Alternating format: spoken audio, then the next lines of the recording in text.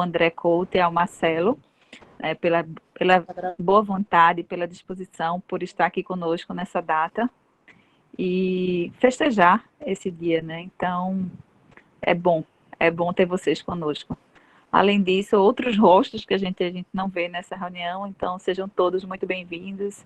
Henri, Wilson e os nossos habituês de todo dia, né? Ficamos felizes de congregarmos nesse dia, tá? Então, em nome do Missionário da Luz, a gente dá boas-vindas a todos vocês. E André, né? André Couto. Você é de que instituição, André? Eu hoje eu estou na comunidade espírita Lar de Assis. Fica lá em Caetés 3, Seja em Abreu muito... Lima. Em Abreu Lima, é da terra do Rodrigo. Eu vi esse menino praticamente na barriga da mãe dele. Que coisa boa. Temos a mesma origem, digamos assim, né? É um amigo da família. Praticamente eu cresci ouvindo o André falar. Que coisa boa. Hoje o papel se inverte, graças a Deus. Ouvimos uns aos outros e todos nós ouvimos a Jesus, né? Que coisa boa, ficamos bastante felizes. A gente pode iniciar fazendo uma prece inicial. Eu gostaria de fazer um convite, Rodrigo Salles. Oi. Eu gostaria de pedir a você para fazer a prece inicial, pode ser? Pode ser, sim. Que possamos, nesse clima de alegria, nesse clima de envolvimento, agradecer a oportunidade dessa noite, em que a reunião de propósitos e pensamentos nos favorece esse encontro tão salutar, esse encontro comemorativo, esse encontro de paz, de harmonia, de luz. Que seja uma noite proveitosa de aprendizados, de reflexões, e que a gente, ao sair daqui, dessa sala, que a gente possa sair renovado e com ânimo para uma vida feliz, uma vida melhor. Sejam bem-vindos, André, e a todos, e que Deus nos abençoe. Que assim seja. André, você está com a palavra agora para o nosso momento artístico desse dia especial aqui do Missionário da Luz. A todos que fazem essa casa, ao Rodrigo em particular, pelo convite, eu me sinto muito honrado. Hoje confesso que um coração tanto quanto apertado nesse momento, porque estou com meu pai na UTI, passando por um momento difícil, mas graças a essa doutrina, e hoje nós comemoramos mais um aniversário, que nos esclarece, que nos mostra, nós dedicamos esse trabalho ao meu querido pai, que ele possa receber todas essas boas energias, e se for a vontade de Deus, que ele esteja entre nós fisicamente por mais um tempo, se não, que ele siga o seu caminho em paz, com sua missão cumprida. Então vamos lá.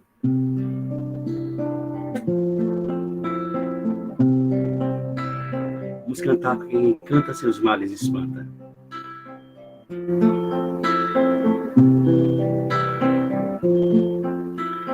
Pai nosso que estais nos céus, santificado seja o seu nome, venha a nós o teu reino, que seja feita tua vontade. Pai, meu Pai do céu, meu Pai do céu, eu quase me esqueci, e o teu amor vela por mim, e seja feito assim.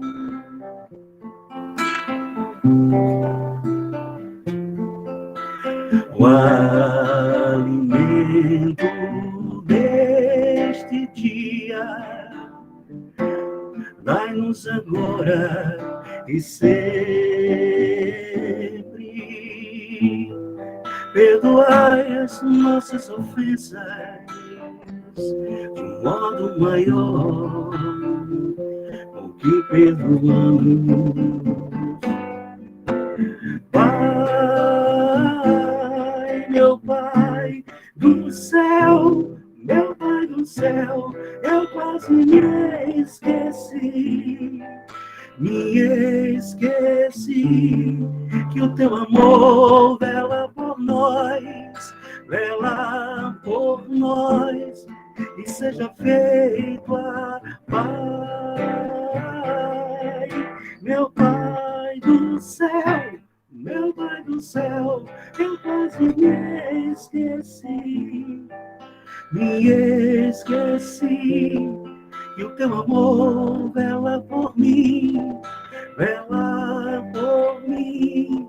e seja feito assim.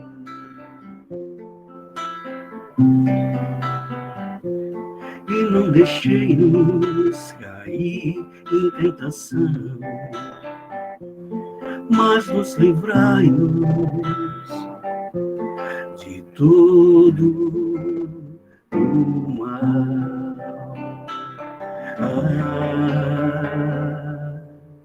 Amém.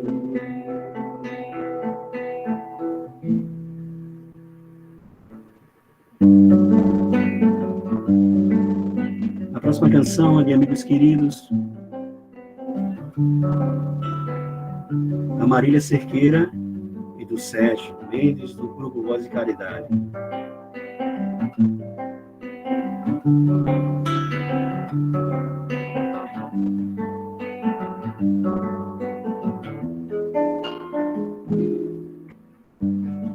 Grande é o teu amor, Senhor,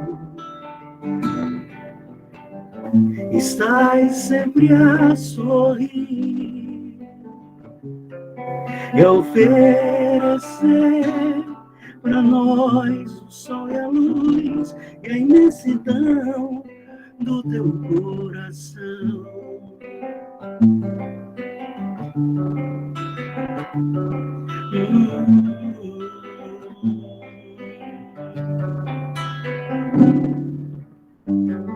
Ontem, hoje e amanhã,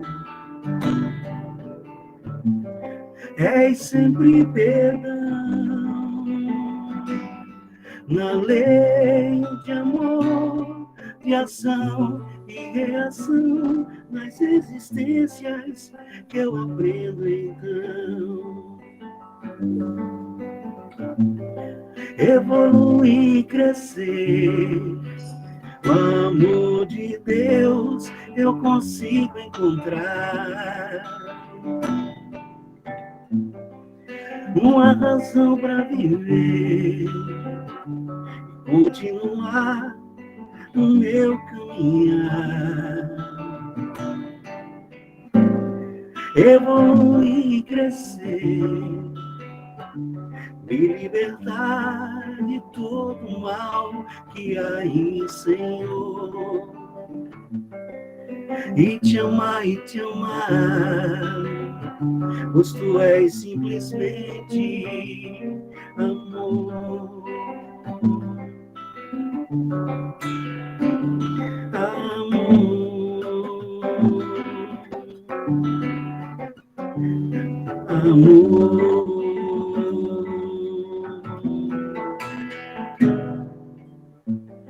Evoluir e crescer, no amor de Deus eu consigo encontrar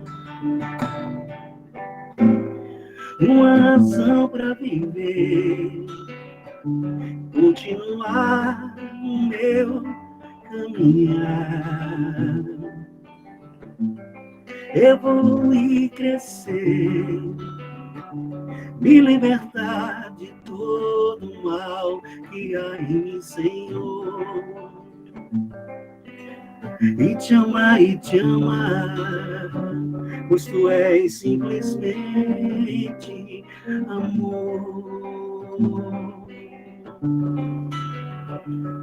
Amor. Amor. Meu Criador.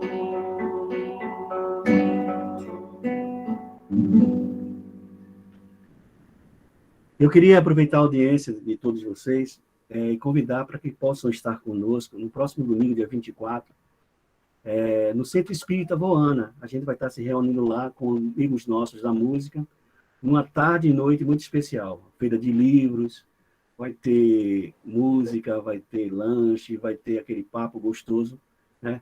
Todo o que a gente conseguir lá levantar, materialmente falando, será direcionado à reforma, né? À construção do Centro Espírita Voana. Então fica aí o convite para todos vocês, tá bom? Então a próxima canção que irei tocar é uma canção de nossa autoria que se chama Em Tua Luz. É uma homenagem que a gente tenta em palavras exaltar o que a gente sente pelo nosso mestre, nosso irmão Jesus.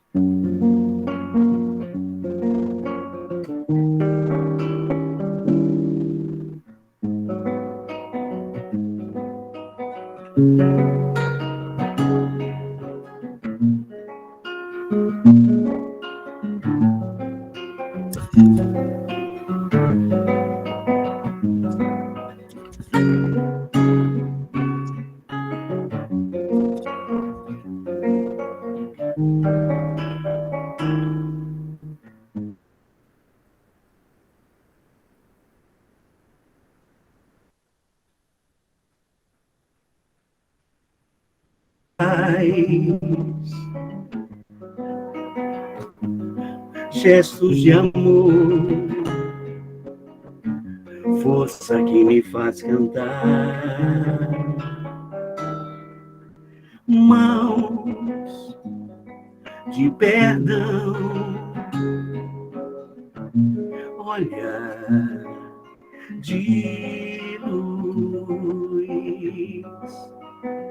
és tu pra mim, Jesus. Estrelas no céu,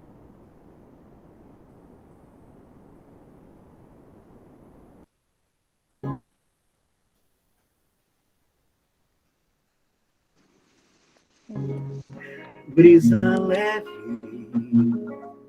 do mar, ombro amigo, um amor traduz, és tu pra mim, Jesus.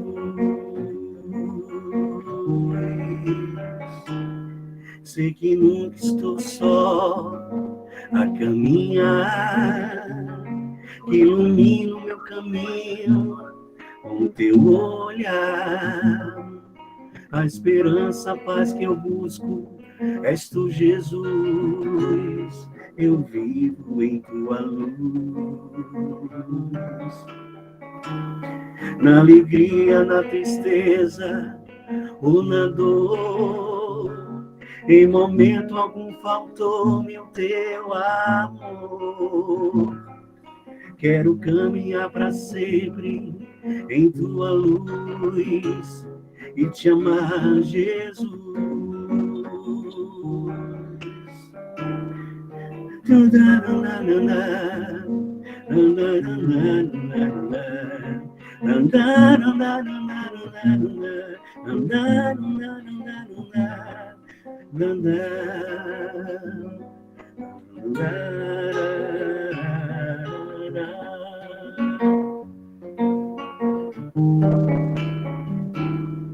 Mãos de perdão,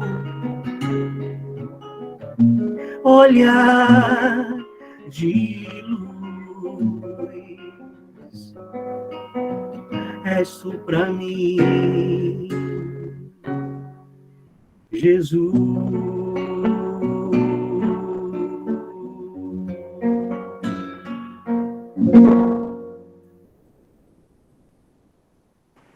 E para a gente encerrar, né, que o relógio não é espírita, disciplina, eu agradeço a todos vocês por ficar aqui assistindo E a gente encerra com essa canção que eu acredito que todos vocês conheçam, né? Que fala muito bem, né? Essa canção resume o que a doutrina espírita vem nos ensinar. Quem sabe canta comigo, porque quem canta seus males espanta.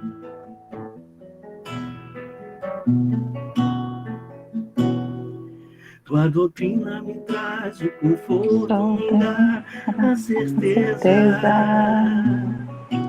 que a vida não cessa, se muda apenas de lugar. A roupagem é outra, mais leve como a natureza. Tudo isso me dá a certeza para te acompanhar. Oh Pai, quero te seguir, a paz repartir, o amor levar, viver com a esperança de uma criança que sabe sonhar, viver com a esperança de uma criança que sabe sonhar, sonhar.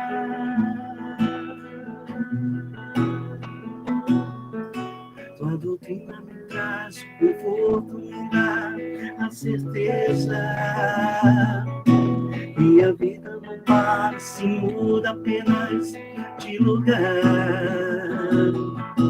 A roupagem é outra, mais leve como a natureza. Tudo isso me dá certeza para te acompanhar. Oh Pai, quero te seguir, a paz repartir, o amor levar, viver com a esperança de uma criança que sabe sonhar, viver com a esperança de uma criança que sabe sonhar, sonhar, que sabe sonhar, sonhar, que sabe sonhar.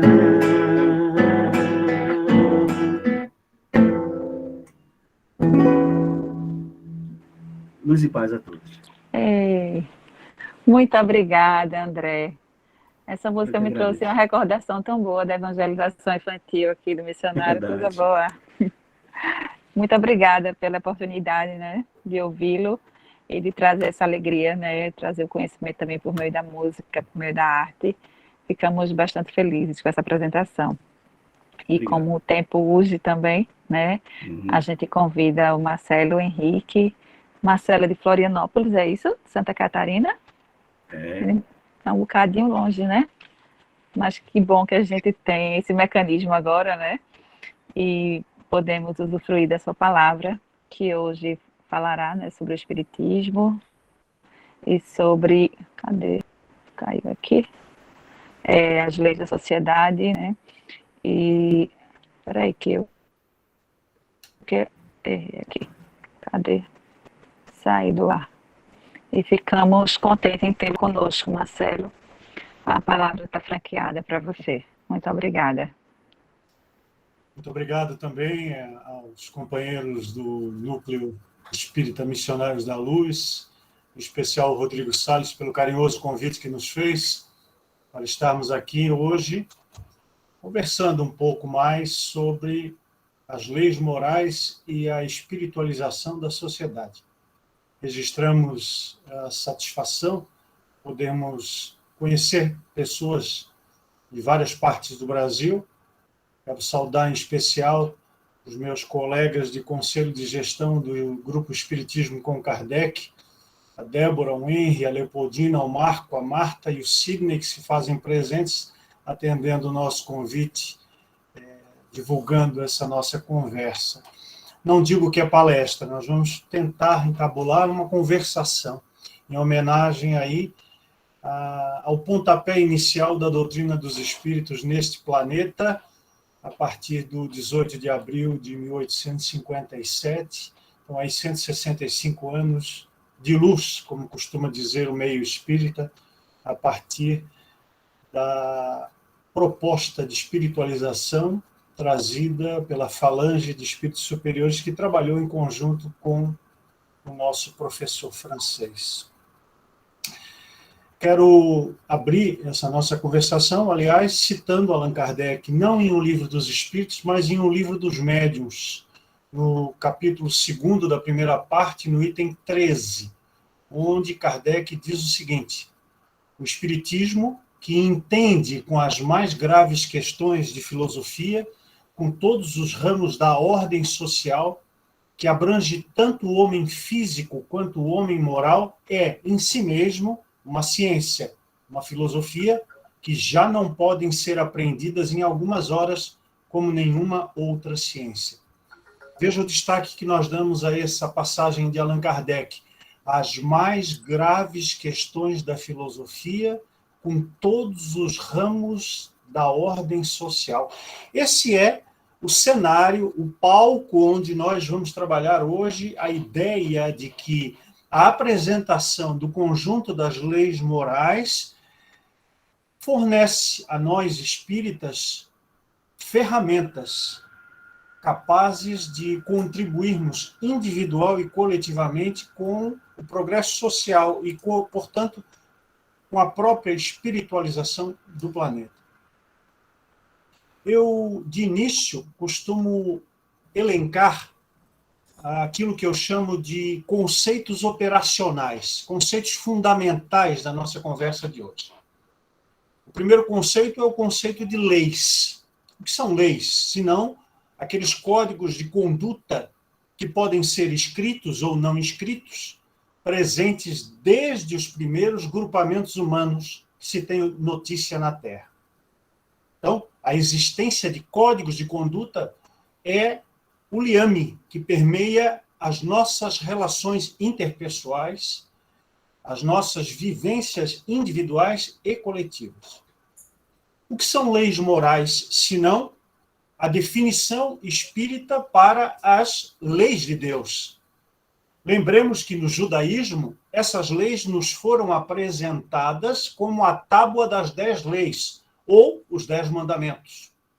Mas que o Mestre Jesus as reduziu essas 10 leis em apenas uma, dizendo: ama o Senhor teu Deus de todo o teu coração, de todo o teu espírito, e ao próximo como a ti mesmo.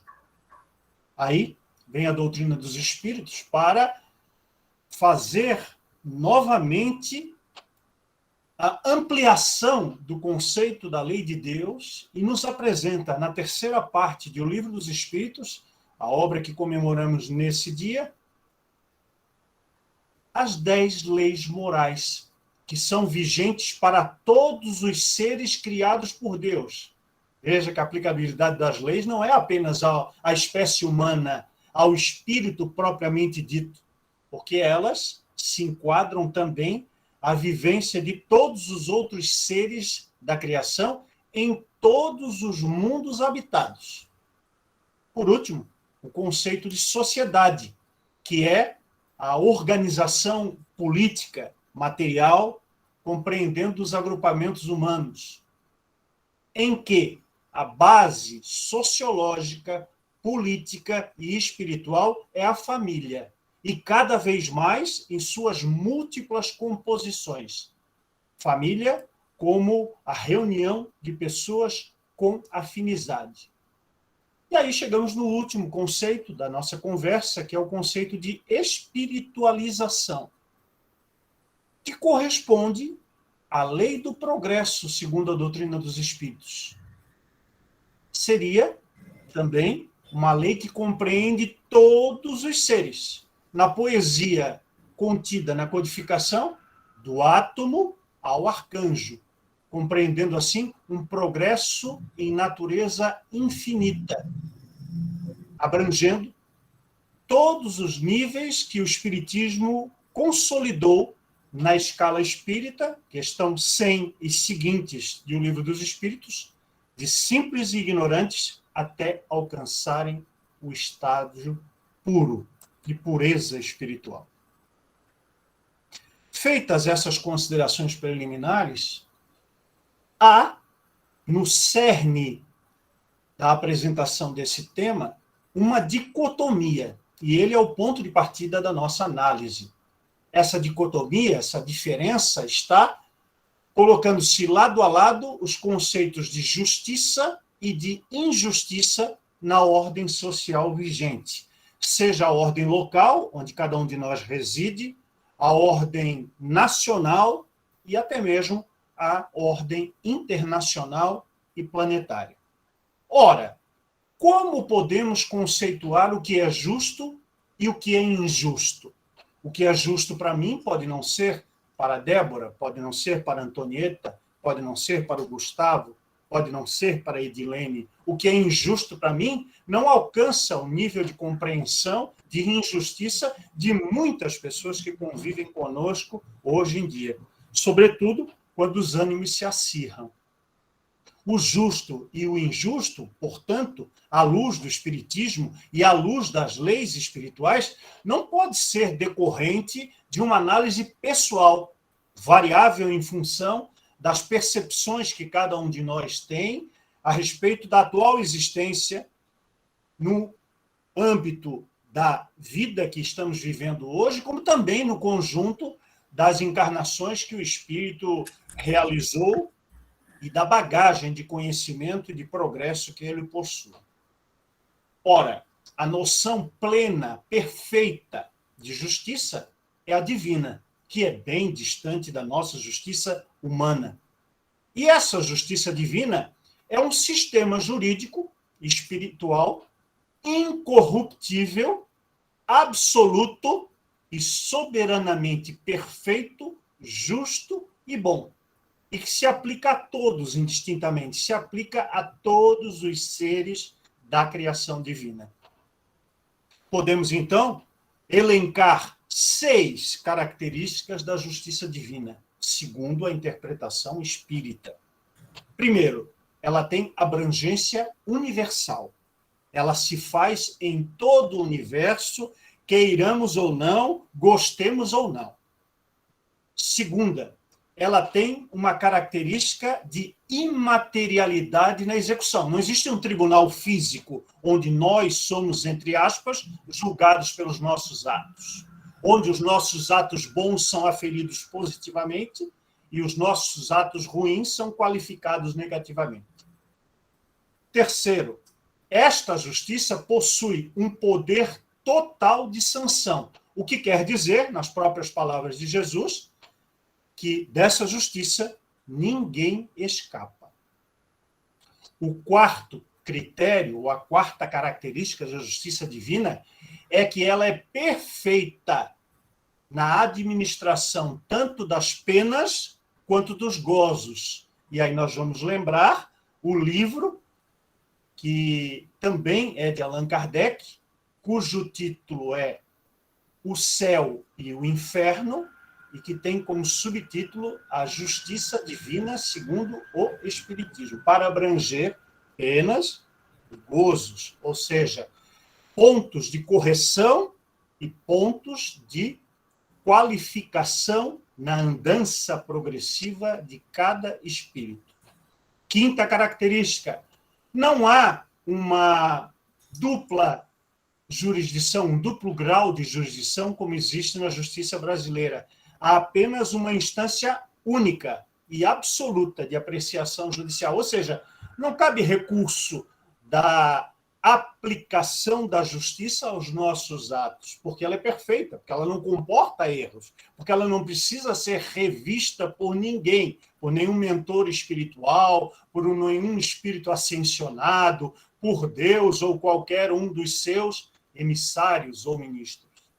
Por último, A sexta característica é que ela tem, e aí é o ponto mais importante do sistema jurídico divino, uma eficiência plena na reeducação do infrator. Senão, não estaríamos nós aqui mais uma vez para comprovar que, embora tenhamos nos equivocado muito, embora tenhamos cometido um sem número de erros, nós estamos novamente aqui, reeducados, buscando reescrever a nossa própria história de uma forma diferente, para nos credenciarmos a situações futuras muito melhores do que a que temos hoje. E muito, muito melhores do que as que tivemos no passado. Portanto, essa justiça divina é qualificada nos conceitos espíritas, baseada numa ética espiritual, que tem como bases valores de fraternidade, de solidariedade e de justiça social. Não são excludentes entre si, são complementares, são coligados. Um dos maiores filósofos espíritas de todos os tempos, nós não tivemos muitos, né? Nós podemos listar o próprio Allan Kardec, que escreveu o próprio Livro dos Espíritos como um compêndio de filosofia. Nós tivemos Leon Denis, que foi o principal continuador da parte filosófica do Espiritismo. Nós tivemos no Brasil, notadamente, o professor Herculano Pires. E aqui, na América do Sul, podemos citar ainda Cosme Marinho e Humberto Mariotti. É de Humberto Mariotti o texto que eu vou ler agora para vocês, para nós, que é curtinho e que nos dá a ideia de que o Espiritismo possui, lado a lado, um papel teórico e um papel prático. Ele diz assim: a doutrina espírita pode desenvolver um extenso programa referente à justiça social, à democracia e à liberdade. Também sustenta que o bem comum deve ser o resultado da conduta individual baseada nos valores da liberdade e da democracia. Ou seja, ele amarra esses conceitos que são sociológicos, que são políticos, que são jurídicos, mas que também são espirituais. Porque ele consegue congregar, na acepção espírita de justiça, 3 valores que são fundamentais e sem os quais não se pode falar em justiça social, não se pode falar em progresso, não se pode falar em felicidade. Esta é a especificidade do conceito espírita ao interpretar leis que são para todos, trazendo-as para o nível de compreensão daqueles que se afiliam ao pensamento espírita. De modo que, se nós fôssemos falar dessas premissas para alguém que não é espírita, os valores serão outros, as abordagens poderão ser diferentes, mas em tudo concordaremos que não há felicidade possível nem no plano individual, nem no plano coletivo, como correlacionado à felicidade individual, sem termos liberdade, democracia e justiça social. Qual é a realidade, então, que nós enxergamos hoje no Brasil, no mundo, planeta Terra, nestes primeiros momentos, as primeiras décadas do século XXI, de um mundo que continua sendo tal qual na época de Allan Kardec, tal qual na época da Idade Média, um mundo de expiações e provas. Sequer deixamos ainda alguns resquícios da primitividade das condutas. Portanto, ainda vivenciamos situações bárbaras, situações que podem ser qualificadas como bárbaras nos dias de hoje. E ainda que o movimento espírita utilize um jargão muito conhecido, muito decantado, de que a era da regeneração está próxima, de que o tempo de regeneração virá e que a Terra progredirá enquanto agrupamento coletivo social para um nível terceiro na gradação dos mundos, que é o estágio regenerado, nós, espíritas, se fizermos um sobrevoo sobre a circunstância material e espiritual do nosso planeta, temos que ter a certeza, temos que ter a serenidade de apontar que esta terra regenerada ainda se encontra bastante distante das nossas projeções. Não há nenhuma data limite em vista, nem poderia haver, porque os espíritos não prescrevem datas precisas para que a transformação ocorra, para que a mudança de qualidade espiritual aconteça. É preciso, então, continuarmos arregaçando as nossas mãos e as nossas mangas e trabalhando na construção dessa provável, hipotética, futura qualificação do nosso mundo como regenerado. Ora, todos nós podemos perceber claramente que a humanidade possui carências materiais e espirituais. Carência de razão, de lógica, carência de autoconhecimento, o que sou, o que estou fazendo aqui, para onde vou, carência de conhecimento sobre as leis universais, afinal de contas, não se trata de matéria religiosa em que devemos ajoelhar e aceitar passivamente, mas exercermos o raciocínio lógico para entender que estas leis não são prescrições religiosas, são fatos que se confirmam às nossas frentes todos os dias como expressão da verdade espiritual aplicável a todos. Também carências de sentimentos, de amor, além, é claro, das várias carências materiais que dificultam a sobrevivência de grande parte da população mundial. Então, poderíamos, meus queridos amigos, perguntar por que existe injustiça? Qual é a injustiça? Pedir para o nosso amigo Carlos fechar o microfone. Obrigado.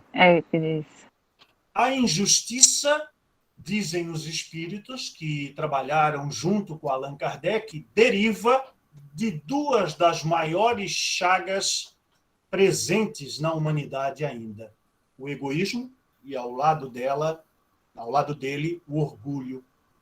E aí, tanto o egoísmo quanto o orgulho patrocinam as desigualdades sociais, que é a marca da nossa civilização, é a marca da sociedade terrena. O antônimo disso, o antídoto para esse problema, a vacina para essa doença, é a promoção ou a construção de uma sociedade justa que deve patrocinar o conjunto de atos para amenizar as desigualdades sociais que nos permitam o exercício dos mínimos direitos: dignidade humana, educação, saúde, trabalho, moradia, acesso à justiça, entre outros. Não pelo assistencialismo, pelo mero assistencialismo, embora a atividade de assistência social, que é uma das marcas, uma das características do movimento espírita do século passado, século XX, assim como desse século XXI, visto que os espíritas continuam envolvidos em várias práticas assistenciais, e isso é importante que exista para minimizar algumas carências, algumas deficiências daqueles que estão mais próximos de nós, precisa ser corroborada por políticas públicas, com transparência de ações governamentais, tanto quanto aos recursos empregados, quanto em relação às ações realizadas. Ora, meus amigos, essa sociedade justa precisa se pautar em dois conceitos que, além de jurídicos, também são espirituais: igualdade e equidade.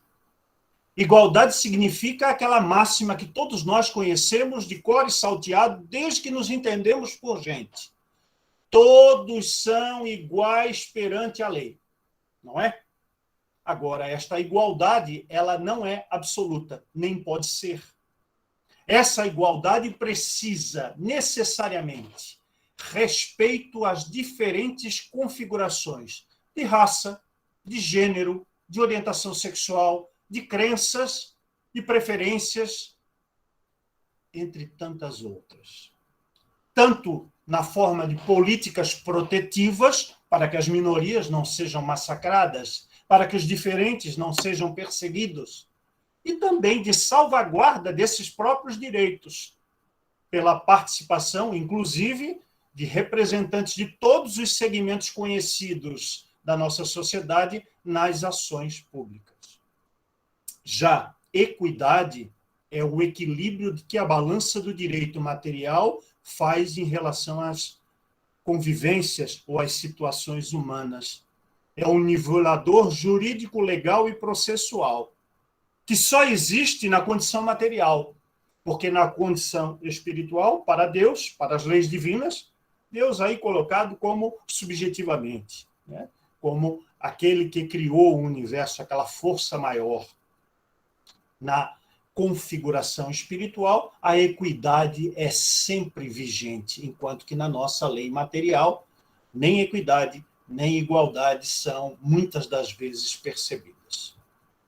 A partir disso, nós precisamos entender qual é a relação desses conceitos gerais que estão presentes nas leis humanas, ainda de forma imperfeita, mas nas leis espirituais de uma forma consagrada, definitiva, permanente, imutável, para entendermos como o Espiritismo as explica.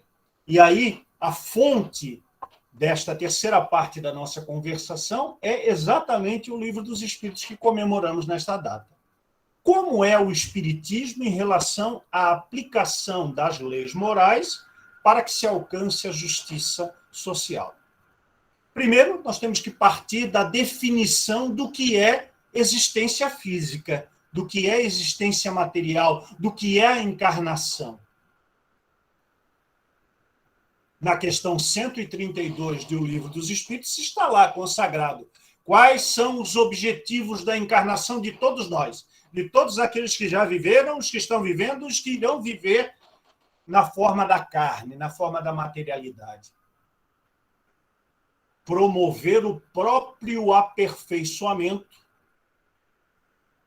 ou seja, cuidar de si, zelar pela sua trajetória, procurar a cada dia ser melhor do que já foi até então, avançar na conquista de valores, de virtudes, como está na poesia de Jesus de Nazaré, os talentos, que fizestes dos talentos que o Pai vos confiou, disse Jesus em uma célebre parábola. E, além disso, fazer a sua parte na obra da criação. Texto dos Espíritos. Ou seja, temos valores, compromissos para promover a dignidade do homem e para construir um mundo melhor, mais fraterno, mais solidário e mais justo. Isso tudo está na mera questão 132 do Livro dos Espíritos. Imagina o que vem por aí depois disso. Outras questões que podem ser sugeridas são aquelas que tratam da condição do nosso planeta. Veja, os questionamentos de Kardec são pontuais e são atuais porque a humanidade, apesar de ter progredido em tecnologia, em ciência, ainda não progrediu na exata proporção em moralidade. Logo, aqueles questionamentos feitos de Kardec, enfocando o século XVIII, o século XIX, aquela situação pós-Revolução Francesa, aquela questão da convulsão social que vivia a França e a Europa naquele tempo, são atualíssimas. E aí nós temos várias questões que tratam das injustiças sociais e das limitações da sociedade humana, material ou planetária. Por exemplo, a questão 707, a 717, a 795, a 806A e as seguintes, 807 e 8, 885 e 931. Depois eu posso até passar por escrito para vocês esse resumo, para que vocês, indo até o livro fundamental da filosofia espírita, encontrem definições pontuais que fazem parte daquele contexto 1857, 1869, de Allan Kardec, mas que são plenamente utilizáveis nos dias de hoje. Por quê? Porque as tais situações de injustiças e as limitações materiais da sociedade humana, e também espirituais, não foram superadas até hoje. Mas nem tudo são espinhos, também há flores. E as flores estão nas questões 793, 885 e 930, quando os espíritos nos projetam, mas não projeção divina para se materializar na Terra, projetam em função das ações humanas individuais e coletivamente consideradas. Um estado futuro onde vigore, onde vige a justiça social plenamente. E olha que os espíritos não estão falando de nenhum mundo regenerado. Ainda seria a justiça social nessa transição efetiva entre o prova e expiação e a condição regenerativa. Por fim, ainda falando da ideia de justiça e da aplicabilidade das leis morais segundo o Espiritismo, nós temos duas questões muito fundamentais que eu recomendaria a leitura e o estudo sério, a 873 e a 876, que prescrevem condutas subjetivas, ou seja, a parte que nos toca na criação. Lembra que eu falei da questão 132, que na segunda parte da questão diz assim, que cada um de nós tem uma parte que toca na criação? Aí estão as exemplificações. O que é que o Carlos Barros, o que é que a Antonieta, o que é que a Edilene, o que é que o Eduardo, o que é que o Gustavo, o que é que o Sidney precisam fazer, e também o Marcelo, para materializar aquele plano espiritual mais avançado, aquela condição de justiça social, aquela fraternidade, solidariedade, aquela paz entre os homens. Ora, há um núcleo nesse estudo espírita sobre a justiça e sobre a aplicabilidade das leis morais que não pode ser esquecido por nós. O núcleo essencial da chamada proposta de justiça social espírita, sim, o espiritismo apresenta para a humanidade, não somente apenas para os espíritas, uma proposta clara de aplicabilidade, de materialização, de construção da chamada justiça social. Este núcleo é a palavra necessário. O que é necessário para os homens? O que é necessário para o meu irmão? O que é necessário para mim será igual ao Antônio? Será igual a Leopoldina? Será igual a Marta? Todos nós temos as mesmas necessidades, as mesmas aspirações, os mesmos desejos? Não. Mas esse necessário tem que ter um duplo escopo, tanto material quanto espiritualmente. E aí os espíritos nos dizem que uma sociedade, quando regida pelo princípio de justiça social, segundo o espiritismo, deve garantir a todos, não a alguns, não a minorias, não ao conceito abjeto de meritocracia. Ah, esse teve o mérito de chegar até o nível superior, teve capacidade intelectual. Ah, este teve mérito de concorrer com tantas pessoas e conseguir passar num concurso, conseguir num teste seletivo de uma empresa privada, de um banco, de uma grande multinacional, ficar na frente dos outros e ter uma condição melhor. Não, não é assim, não. Nós não podemos falar em meritocracia baseado nas condições meramente materiais. Se existe meritocracia, somente a espiritual. E essa não é aferida pelos nossos olhos materiais, mundanos, pela visão apenas das circunstâncias materiais. Teríamos que nós entender o processo de reencarnação, teríamos que nós entender quais são as oportunidades que nos serão dadas nessa existência, quais são as condições que nós viemos para expiar, quais são os testes que nós mesmos escolhemos para sermos submetidos antes de encarnar e submetidos quando fôssemos estar vivendo aqui. Então, garantir a todos as mesmas condições ou oportunidades para a obtenção do conceito de necessário, com o desenvolvimento individual nos quadrantes espiritual, intelectual e moral. Isso está na questão 793. Não se afasta ninguém desse escopo e também nenhuma das necessidades básicas, essenciais da natureza humana, físico-material, precisa ou pode ser esquecida.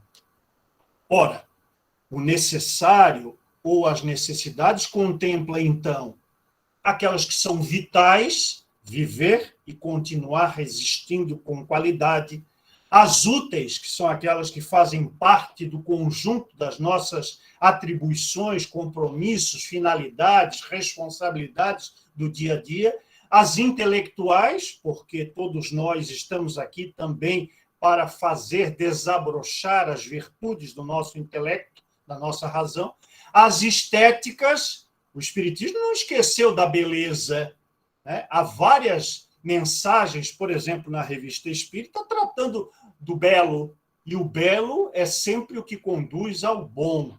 O belo é uma estrada que pode proporcionar o bem a quem quer que seja. E, por último, as necessidades de natureza espiritual. Essa ideia de aplicação das leis, essa ideia de justiça social, essa ideia do que é necessário a cada um de nós, ela está em constante mutabilidade, porque nós estamos numa sociedade em permanente transformação. Logo, esses conceitos não podem ser imutáveis nem estáveis, em função da nossa própria imperfeição, em função da nossa precariedade de visão acerca desses conceitos essenciais, sobretudo o conceito de necessário. Mas, por ser algo dinâmico, algo versátil, ele vai continuamente se depurando, permitindo aos seres individualmente e às sociedades como coletivos galgarem cada vez mais valores mais elevados, deixando-se se interessar de assuntos pueris, de assuntos que apenas atraem e são resolvidos pelos instintos, para alcançar estágios de maior espiritualização. Meus queridos, a proposta de justiça social espírita, ela possui 3 características essenciais. Primeiro, ela é uma proposta dialógica, ou seja, ela não é impositiva, ela não é verticalizada, ela não pressupõe a existência de sábios, de guias que vão orientando os demais, mas ela se constrói horizontalmente, com a participação de todos os atores sociais envolvidos, conhecendo as dificuldades e problemas e buscando superá-los. A segunda característica da proposta social, de justiça social espírita, é que ela é humanista, como a própria doutrina dos espíritos o é.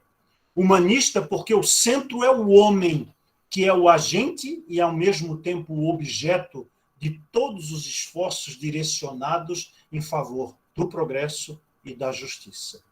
Por fim, a terceira característica dessa proposta de justiça social espírita é que ela é livre pensadora. E o que é algo livre pensador? A doutrina espírita é livre pensadora por excelência. Por quê? Porque ela não se baseia em dogmas, ela não tem verdades pré-estabelecidas, ela tem princípios, ela tem fundamentos.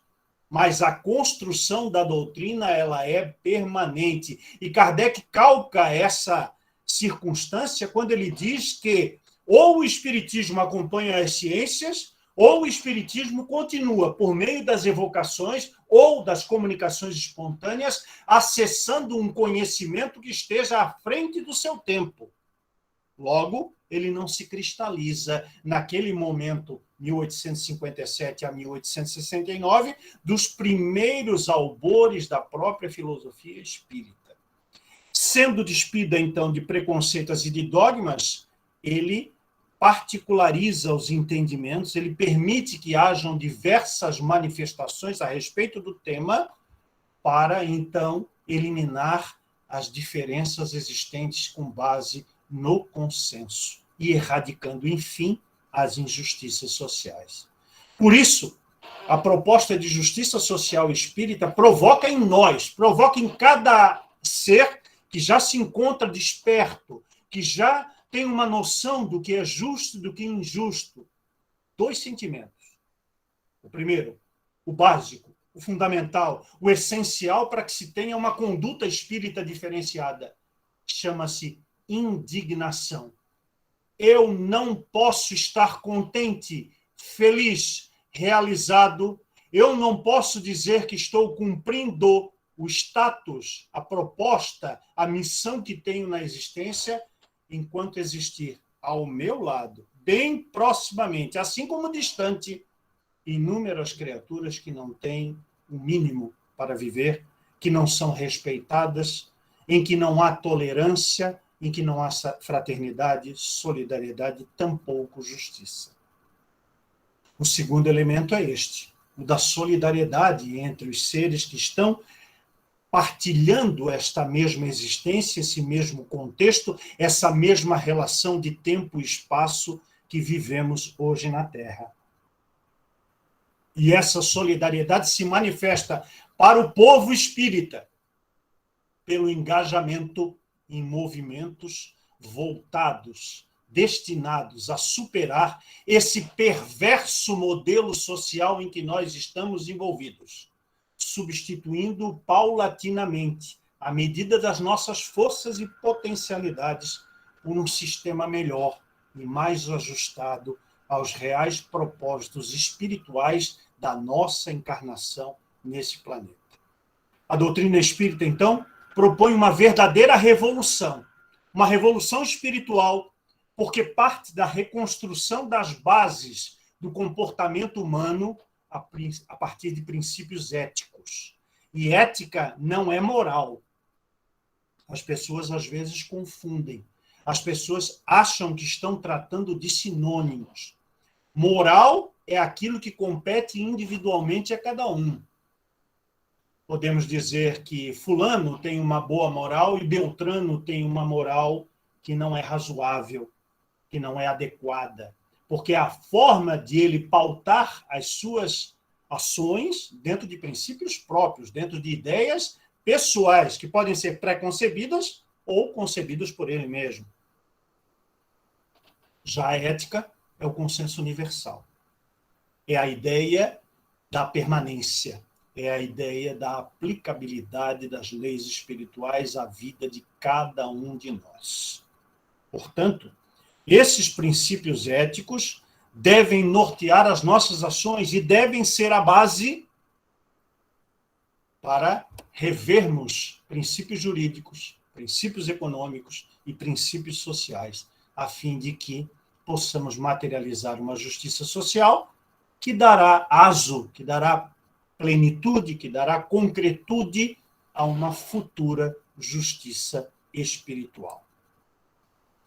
Antes de encerrar a nossa conversa, queremos lembrar mais um texto de Allan Kardec. Desta vez, um texto póstumo.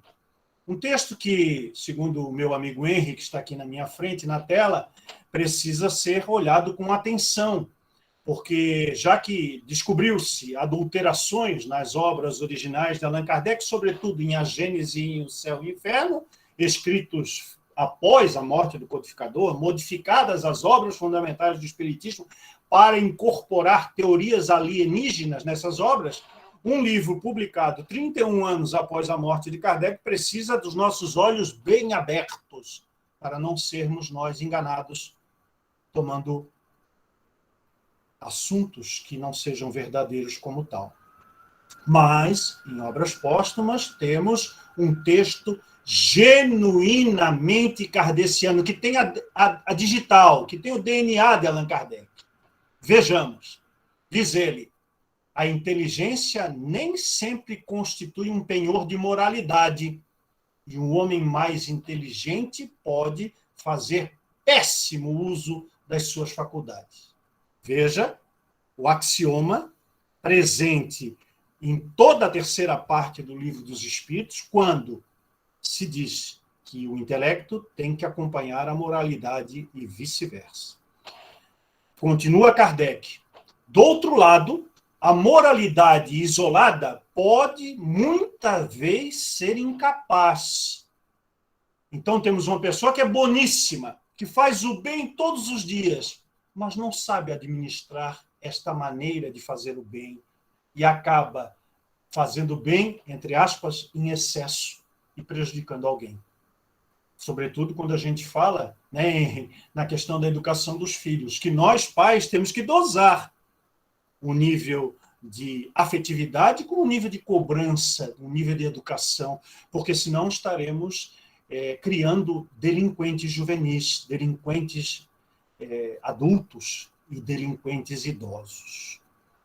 Então, Kardec diz, a reunião dessas duas faculdades, inteligência e moralidade, é, pois, necessária para criar uma preponderância legítima, a que a massa se submeterá cegamente, porque lhe inspirará plena confiança pelas suas luzes e pela sua justiça. Mas veja, não é uma cegueira sem raciocínio, é uma cegueira, entre aspas, baseada na confiabilidade, na ideia de que aquilo que está sendo apresentado com um equilíbrio entre intelectualidade e moralidade seja o melhor que nós queremos para a nossa vida, para a vida dos semelhantes. Mas Kardec prossegue, dizendo assim, essa condição de equilíbrio entre intelecto e moralidade irá constituir a última aristocracia, a que se apresentará como consequência ou, antes, como sinal do advento do reinado do bem na terra. Ela se erguerá naturalmente pela força mesma das coisas.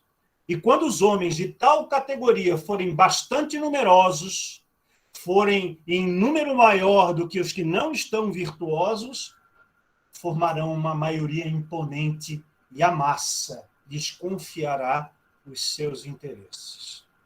Por fim, ele diz, como bom direito, pois, podemos considerar o espiritismo como um dos mais fortes precursores da aristocracia do futuro, isto é, a aristocracia intelecto-moral. Lembremos, aqueles que estudam filosofia, que o conceito de aristocracia está nos filósofos pré-socráticos e depois nos filósofos socráticos, que dão a ideia de que se é eleita um grupamento de pessoas para administrar o coletivo, e se essas pessoas são virtuosas, esse é o conceito grego, virtuosas no sentido de serem dotados de faculdades intelectuais e de moralidade conjuntamente, eles são os melhores gestores para o coletivo. Eles serão os melhores gestores públicos, eles serão os melhores gestores educacionais, eles serão os melhores gestores espíritas, porque eles reunirão em si as faculdades positivas e necessárias. Chego às minhas considerações finais para fazer 5 provocações a vocês que me ouviram até agora e que, com certeza, vão ter informações para catalogar e para registrar nessas minhas provocações. Meus amigos, primeira provocação. Por que será que os espíritas, em geral, parecem mais preocupados com a vida espiritual, a vida do espírito, a vida pós-morte, e para os lugares para onde iremos todos nós, ao invés de trabalhar pela espiritualização deste lugar, deste local onde estamos, deste planeta? Não parece que os espíritas, muitas das vezes, nós, porque aí nós temos que também botar a capa de espíritas em cada um de nós que estamos aqui.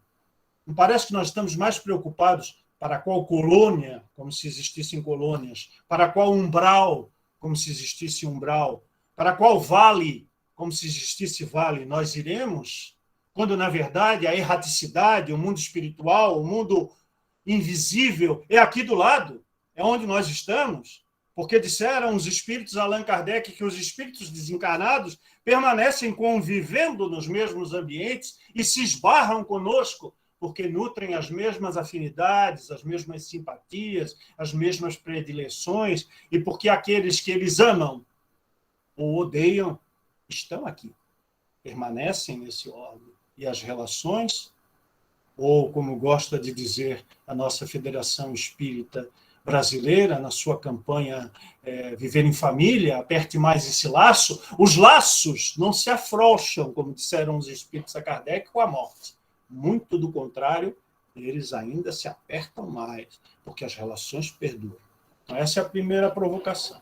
A segunda, por que a grande maioria das ações de justiça social, as ações assistenciais do movimento espírita, estão quase sempre compreendidas na conversão, na evangelização e na formação de prosélitos? Ou seja, eu dou o pão material, mas eu quero que aquele que está recebendo o pão material também receba o pão espiritual conforme as minhas convicções e não as dele.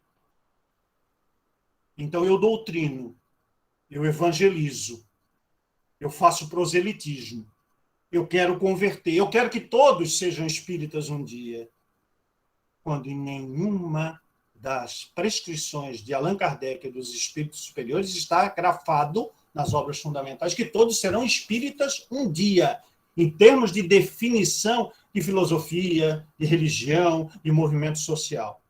Serão espíritas na conduta, ou podemos dizer, serão espiritualizados.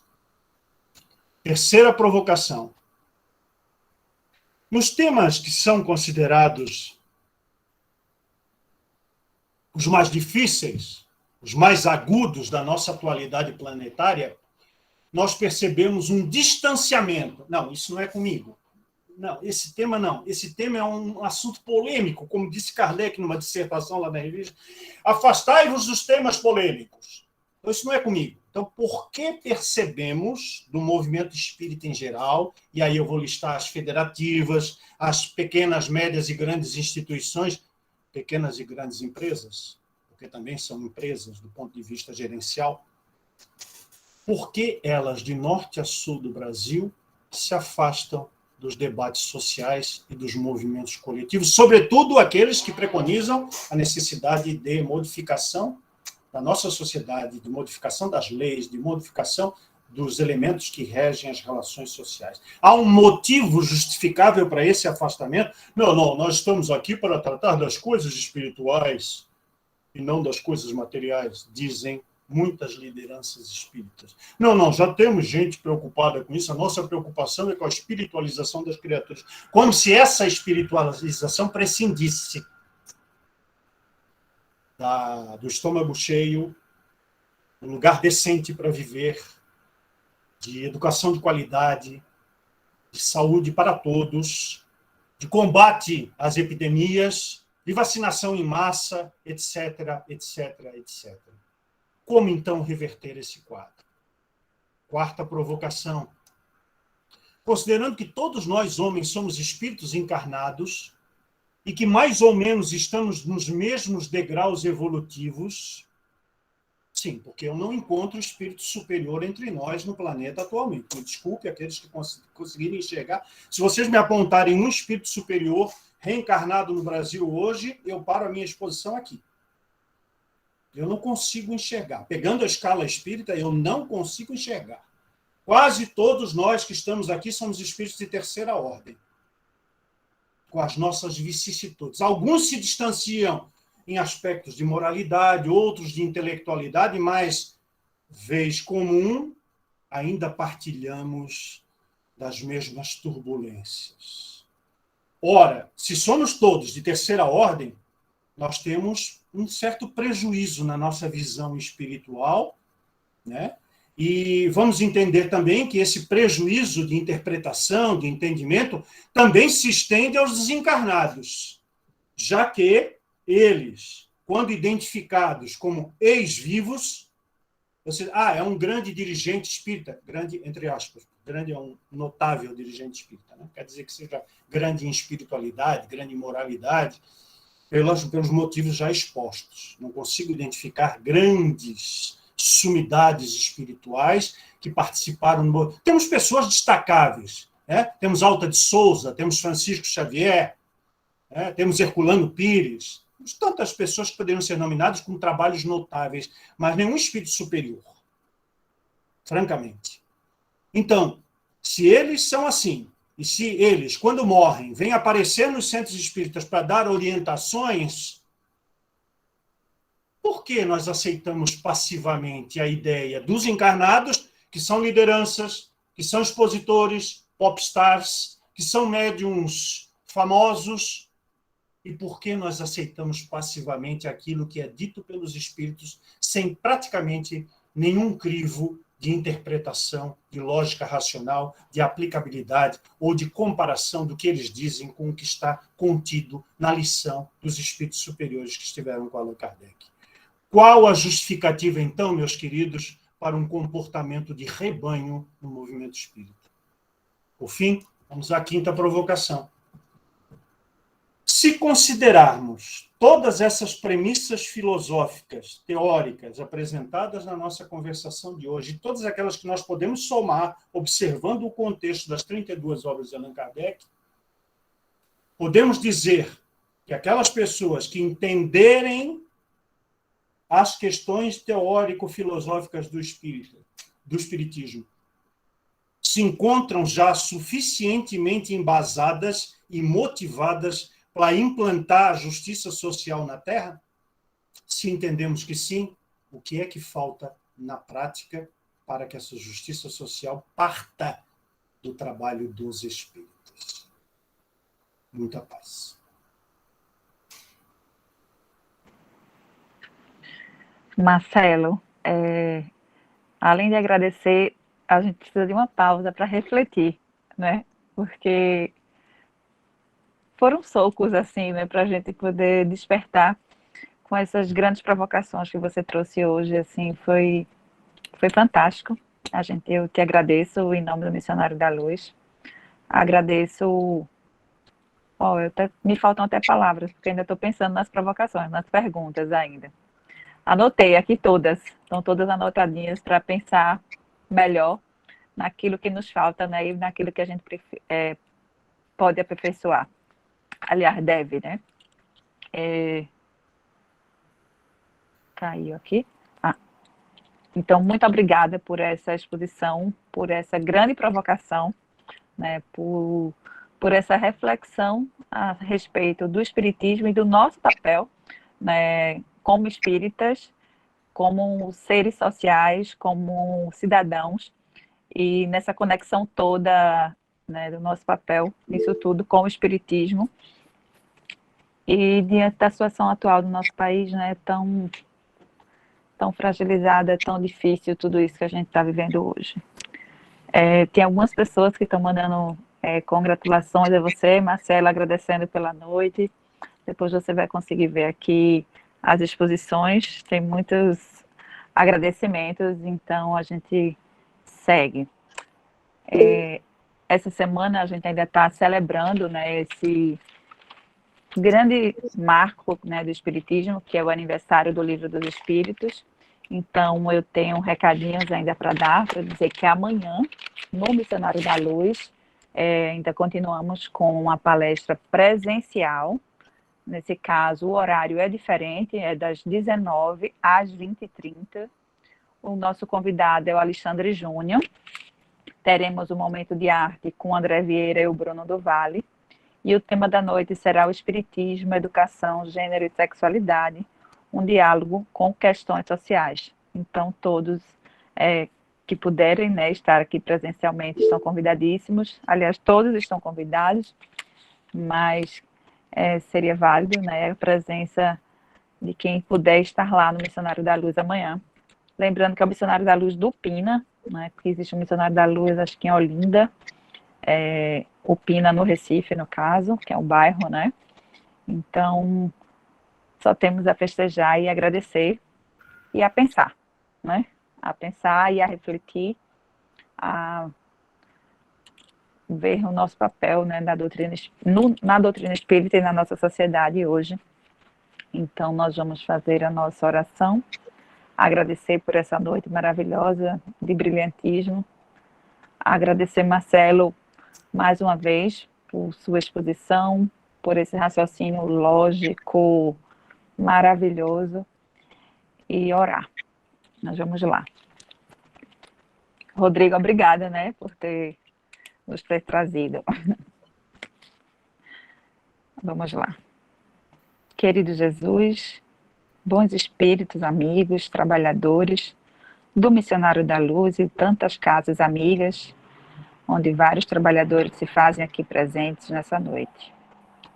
Agradecemos pela oportunidade que temos, né, de nos depararmos com esse sol, com essa verdade trazida pelo Espiritismo, que os bons espíritos de luz nos trouxeram, né, por meio dessas obras luminosas, tal como o Livro dos Espíritos e toda a codificação trazida, organizada por Kardec. Somos muito gratos por essa noite, somos gratos pela doutrina, gratos pela oportunidade de reflexão, de estudo, de debate, e que possamos a cada dia nos aperfeiçoarmos, que possamos a cada dia aprendermos, né, com essas lições e essas obras, e assim, que possamos de fato, né, já começarmos a nossa reforma íntima, nossa reforma social aqui, já e agora. E assim damos por encerrado mais uma noite. Que assim seja. Obrigada a todos. Bom ter tanta gente querida aqui. Obrigado, gente. Obrigado, Marcelo. Obrigado, boa noite. Contribuíram para essa noite maravilhosa. Foi maravilhosa, obrigada. Obrigada, Marcelo. Obrigada a todos. Boa noite.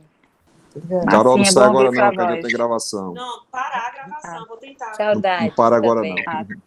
Tá, joia. Eu não tô conseguindo parar a gravação, não. Continua gravando então, Carol. Não, o pessoal pode sair ainda. Pode sair. Pode sair, se quiser sair, pode sair. Tá, joia, tá, joia. Vê sua mãe. Deus abençoe. Beijo, mãe. Marcinha, nunca mais tinha ouvido a sua voz, querida, adorei. Ah, que bom. Beijo. Eu também fiquei feliz de te ouvir hoje mais. Tchau, Um beijo. tchau. Beijo, gente. A todos. Até breve.